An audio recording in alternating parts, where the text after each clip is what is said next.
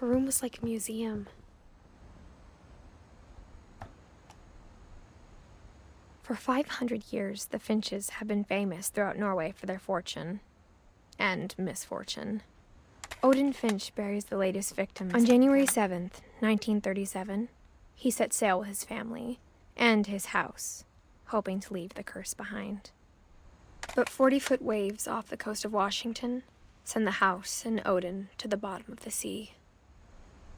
Odin's daughter Edith, with husband Sven and baby Molly, step ashore on their new home, Orcas Island.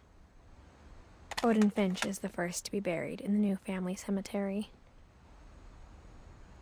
His daughter Edie is already dreaming of a new Finch house.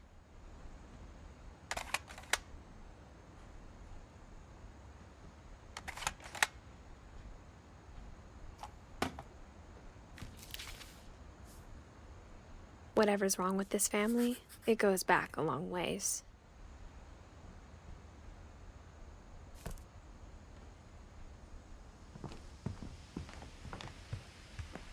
When Edie told people Sven was killed by a dragon, she could also have said he was building a dragon-shaped slide that collapsed. She could have, but she didn't. One summer, they evacuated the island, but Edie refused to go. For a few weeks, she was a celebrity.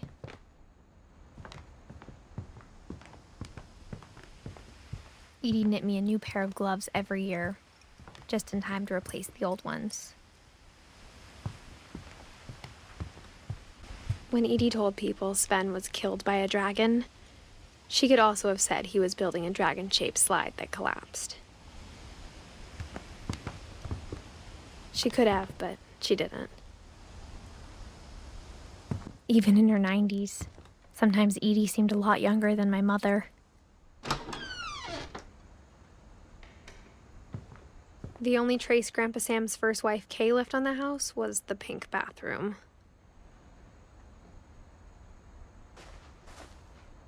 It was a pretty big trace.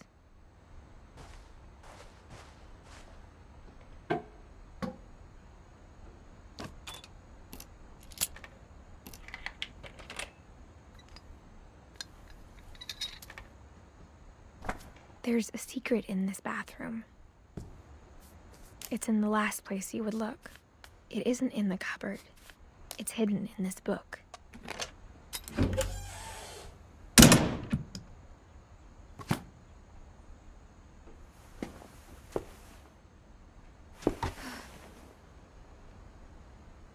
Sven gave Sam an old camera he'd refurbished.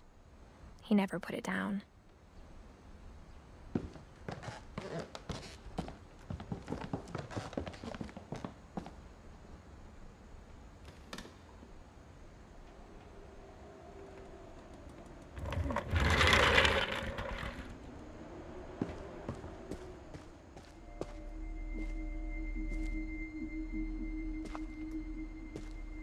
I knew Grandpa Sam had a twin, and that he never talked about him.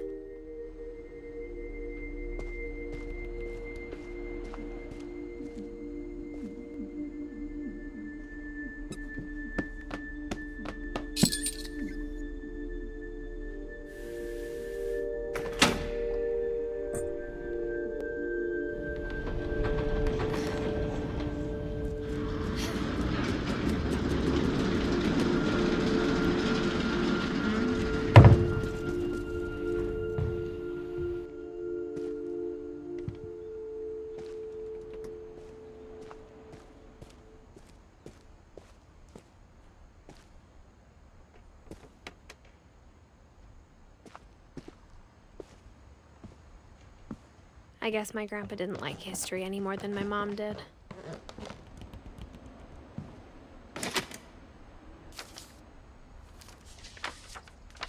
How I Want to Remember My Brother by Sam Finch. The thing I remember is that when he made up his mind, that was it.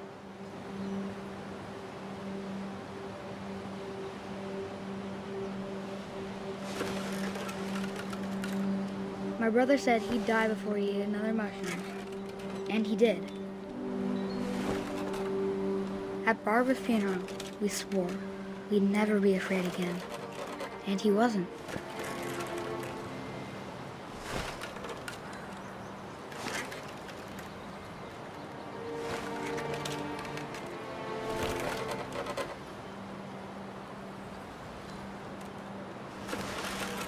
I think Calvin always wanted to fly. Sam! Calvin! Dinner's ready! Coming! But that day, he finally made up his mind to do it. I told him going around was impossible. Maybe if I hadn't said that,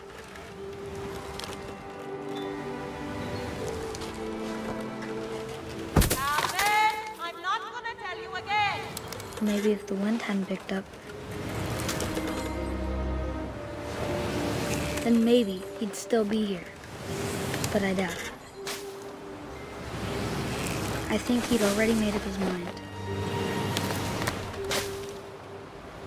That's what I want to remember about my brother.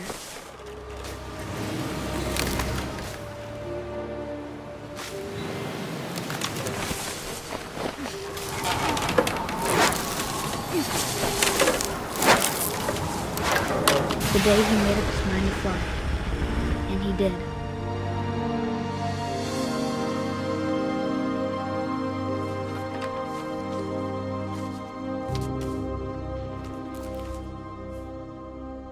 Calvin's story felt strangely familiar. When I was younger, I remember trying to do the exact same thing.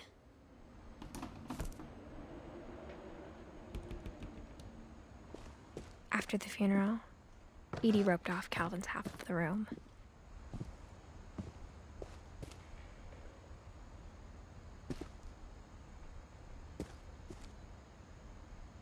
Mom said Grandpa Sam enlisted at 18 and never set foot in the room again.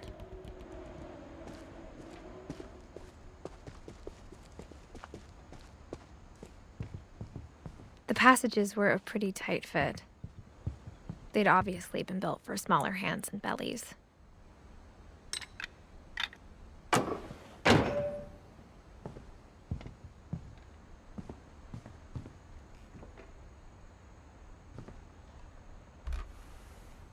Barbara was a child star for 2 years, until America grew out of it. Edie's father, Odin, built the original house. Whenever people ask me about my family, the first thing they always want to know about is Barbara. Mom must have locked the third floor stairs on the night we left.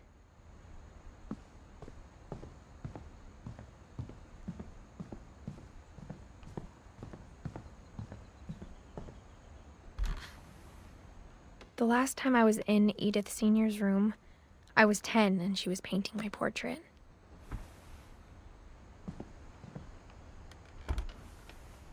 My Grandpa Sam spent 7 years sharing a room with his dead brother, Calvin. As a kid, I just assumed every house had peepholes and sealed rooms you weren't allowed inside of.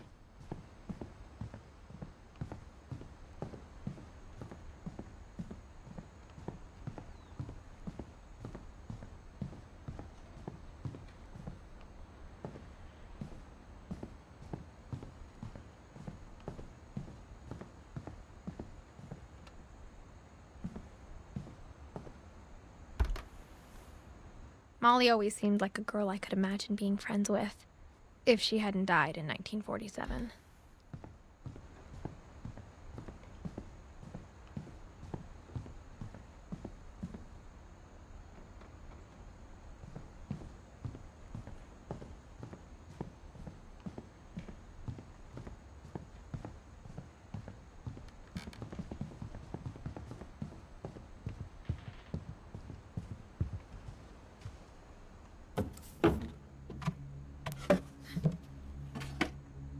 Growing up, I always thought of Barbara as a child star.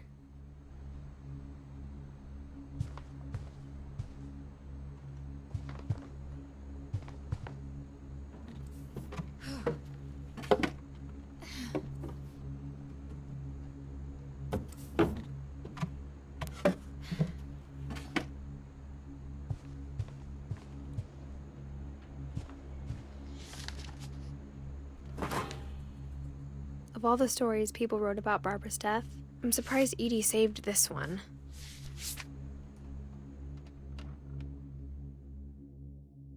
Old Jack here with another ghastly tale inspired by America's most unfortunate family. I'm calling it The Surprise Ending of Barbara Finch. As a child star, Barbara was famous for her scream. Now at 16, she was all washed up. A has-been. But in a lucky break, she'd been asked to perform her signature scream at a local convention for monster movie fans. It was just the boost her career needed. Unfortunately, her scream hadn't aged well. Getting better. I think you just need the right motivation. Her biggest fan and current boyfriend, Rick, was about to demonstrate when... Now that was a great scream. It was Barbara's father, Sven. He'd slipped into a table saw and had to be rushed to the emergency room. So Barbara got stuck babysitting her youngest brother, Walter. Her convention comeback was cancelled. Okay, I'm hearing frustration, but I'm not hearing terror. What if I tried... A gang of hoodlums in Halloween masks have been terrorizing Orcas Island tonight. Police are urging residents to... That came from the basement. You're right! Also, I loved your delivery on that. Why is your basement door locked? Because my dad likes making puzzles and secret passages. There's a key hidden in the music box. The secret is to keep winding and winding until finally the key pops out. Thanks, babe. I'll be back in a sec. 20 minutes later, Rick hadn't returned. So Barbara went to look for him, right on cue. She reached for the music box.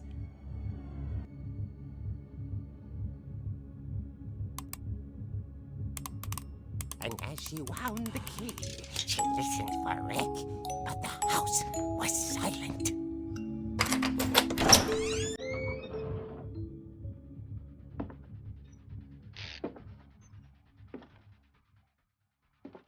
She found Rick's crutch and imagined the worst.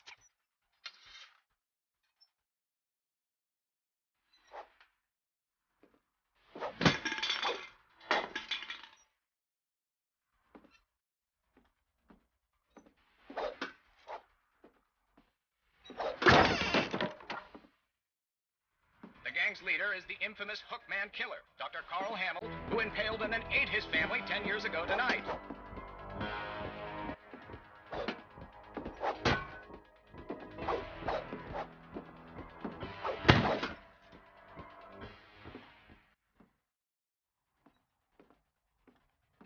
The old bridge rattled and grew still. Oh dear! Oh! Rick? Barb, relax. I was just trying to scare you to help you find your scream. Well, I'm not scared, Rick. I'm furious. Then act furious. All I'm getting from you now is that you're hurt and confused and you're... She threw him out, but she kept a little something to remember him by. Barb, have you seen my other crutch? And she was still holding it when she fell asleep watching the late picture show. Hours later... Barbara! Walter, what's going on up there? Ah! Okay, I'm coming up, but if this is a trick, you're dead, Walter.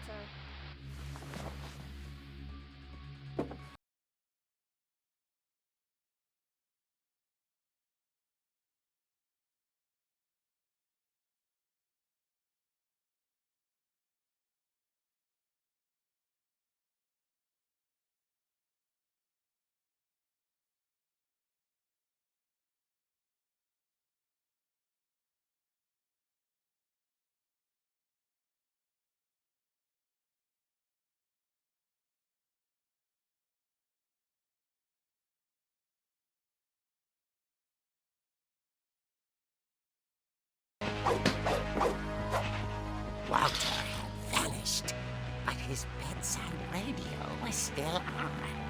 Orcas Island police describe the man as 6 feet tall, with a steel hook for a hand. Residents are urged to lock all doors and windows and notify the police of any suspicious activity. Barbara turned, saw the hook man, and was speechless. He was quite smashing.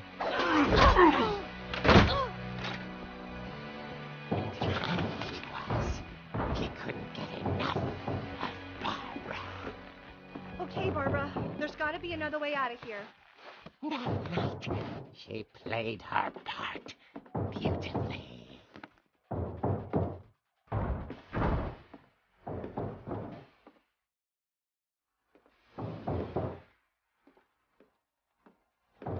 She thought about abandoning Walter, but just couldn't do it.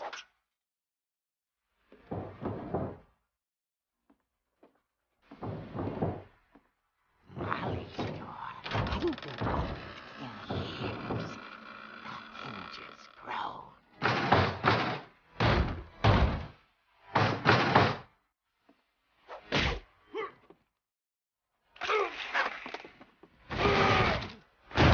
He wasn't moving, but she sensed the story might not be over yet.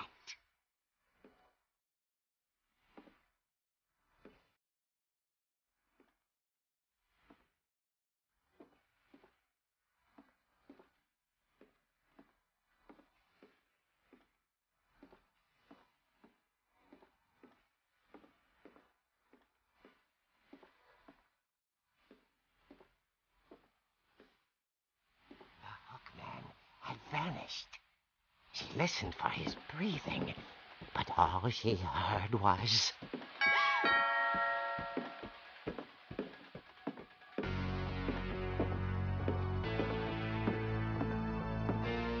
At the door, she heard whispering. It was coming from inside the house.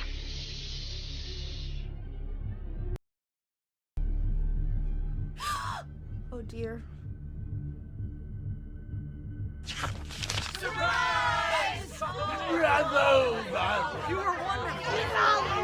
monsters had come to surprise her. For Barbara, it was a dream come true. Then she saw what kind of monsters they were, and she realized what was about to happen. She was going to be famous.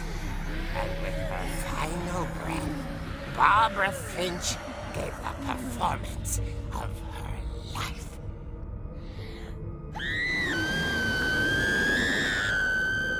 I wasn't there myself, but I hear Barbara was magnificent.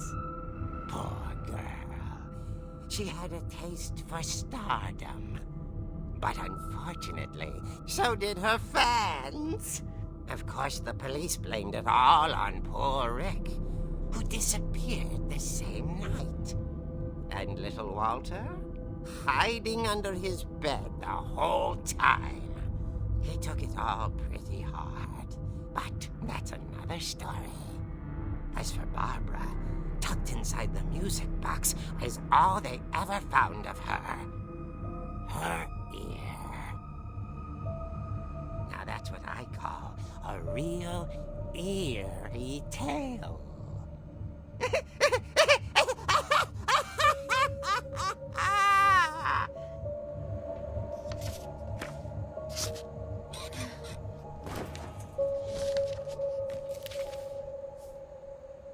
Edie told me all Barbara wanted was to be remembered, as absurd as that comic was.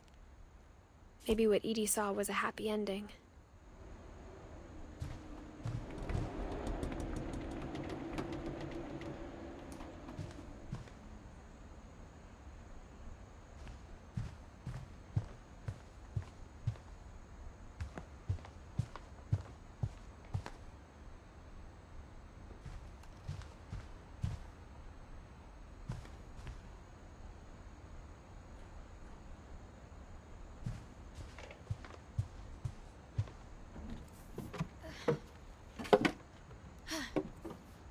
I guess now I know why Mom didn't like me playing with the music box.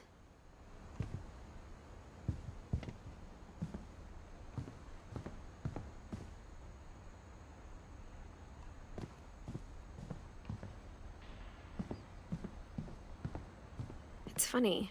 All those times I played with the music box and never found the basement key.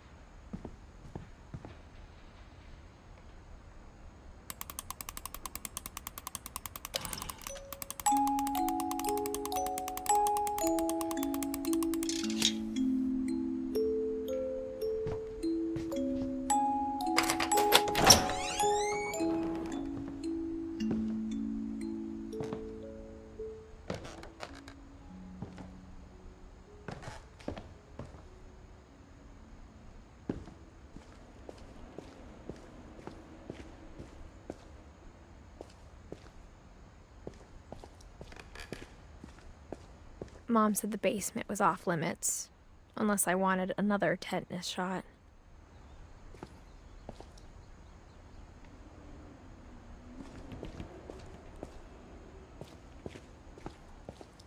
I saw Edie sneak down to the basement once, carrying packages.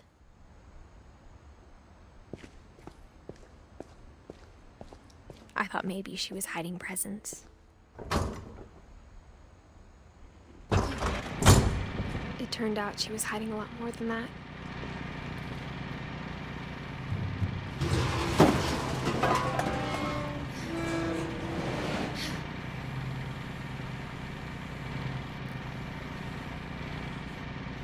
I remember asking Mom once about where Walter had gone. She said after Barbara died, he got as far away as he could. If there's a pattern in all these stories, I think it's that none of us has gotten very far.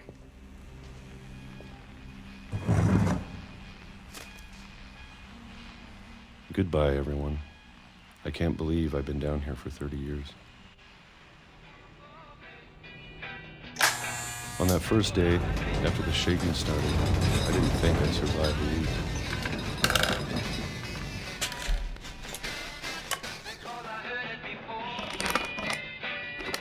But after a few days, I settled into a routine.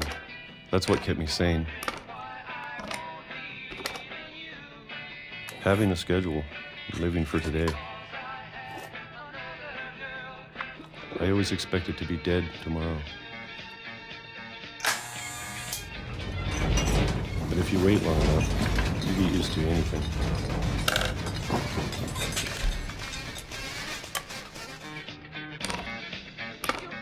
Even a monster on the other side of the door starts to feel normal.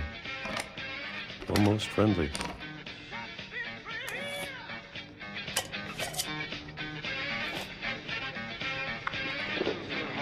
And then one day, everything just stopped. Whatever that thing was, it was gone. Maybe it got tired of waiting. Or maybe I just got tired of being afraid.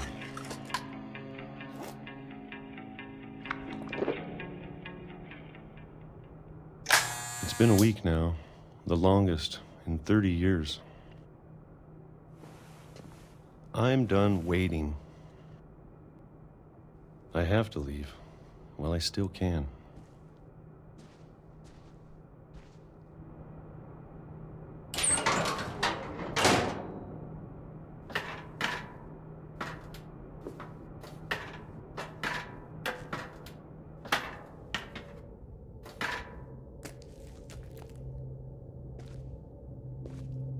I know it's out there somewhere. Whatever killed Barbara.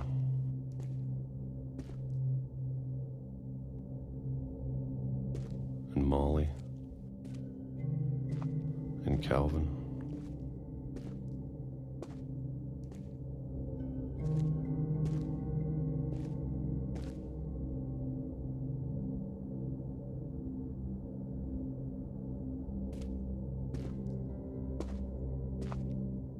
Maybe this is all a mistake.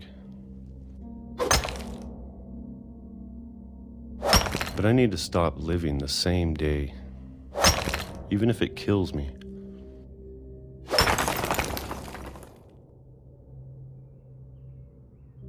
Whatever's out there, I want you to know I'm ready for it. I'm going to appreciate all of it, especially the food. I don't mind if I only have a year left, or a month, or a single week. I'd be happy with one new day. I can already imagine the sun on my face.